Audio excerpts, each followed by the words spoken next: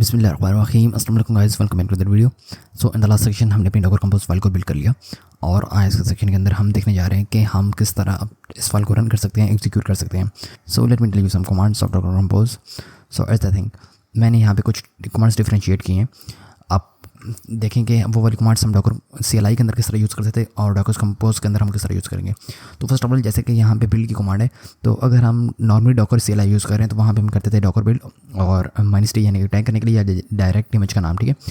और जहाँ पे जिस डायरेक्टरी के अंदर होती थी डॉट या फिर जो भी कॉन्टेक्स्ट हमने पास करना होता था, लेकिन डॉकर कंपोज के अंदर हमने जस्ट सिंपली टाइप करना है डॉकर कंपोज बिल्ड, वो ऑटोमेटिकली पूरी इमेज को बिल्ड कर लेगा।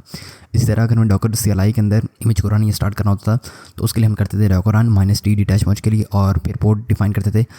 जो हमारे पास लेफ्ट साइड पे पोर्ट होती थी वो होस्ट पोर्ट और जो राइट साइड पे पोर्ट होती है वो कंटेनर पोर्ट पर आ गया इमेज का नाम, जिस इमेज का कंटेनर स्टार्ट करने जा रहे हैं। लेकिन डॉकर कंपोज के अंदर हमने जस्ट टाइप करना है डॉकर कंपोज, अब वो ऑटोमेटिकली हमारी इमेज को रन भी कर देगा, अप कर देगा, स्टार्ट कर देगा। और फिर इसी तरह स्टॉप करने के लिए डॉकर स्टॉप कंटेनर और यहाँ पे हमने करना डॉकर कंपोज स्टॉप। और फिर इसी तरह और बहुत सारी कमांड्स हैं, नीचे मैंने कुछ लिस्ट भी कर दी हैं। इसके अलावा भी बहुत सारी कमांड्स होती हैं, कुछ एडवांस कमांड्स है वो लोग अभी मैंने यहाँ पे राइट आउट नहीं की, लेकिन अभी के लिए बस आपने ये वाली कमांड्स को ध्यान में रखना है जो नॉर्मली हम यूज़ करते हैं। But with the passage of time जो कमांड्स नीड होगी मैं आपको बताता जाऊँगा। सो अब चलते हैं हम अपनी टर्मिनल के अंदर और वहाँ पे अपनी इस वाली फाइल को बिल्ड करके देखते हैं कि ये दो कंडीशन स्टार्ट होंगे या नहीं होंगे।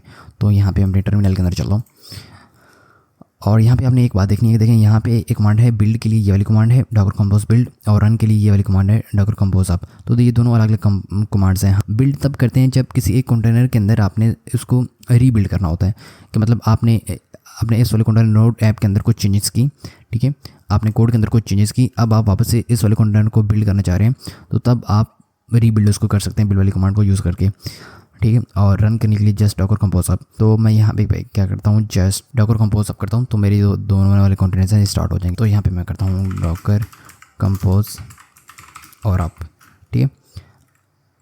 अब मैं हिट एंटर करता हूँ तो यहाँ पे ये मेरे दोनों कंटेनर्स को स्टार्ट कर देगा।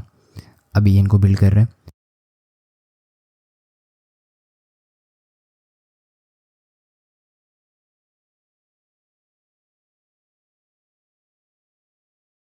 ओके, यहाँ देखें स्नेक कंटेनर्स को बिल्ड कर लिया।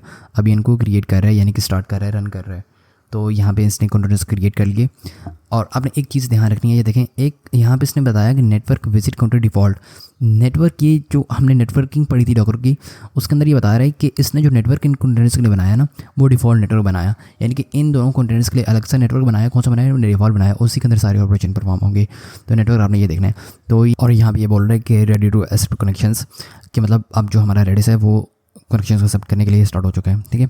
तो हमारा दोनों को स्टार्ट हो गए। अब थोड़ा नीचे तो देखें ये बोल रहा है servers running on port 8050 by 8050 because हमने यहाँ पे स्पेसिफाई किया। तो अब हम चलते हैं ब्राउज़र के ऊपर, हम देखते हैं कि सर्वर रन हो रहा है या नहीं हो रहा। तो मैं यहाँ पे आता हूँ ब्राउज़र के अंदर और यहाँ पे मैं आता हूँ लोकल होस्ट 8050।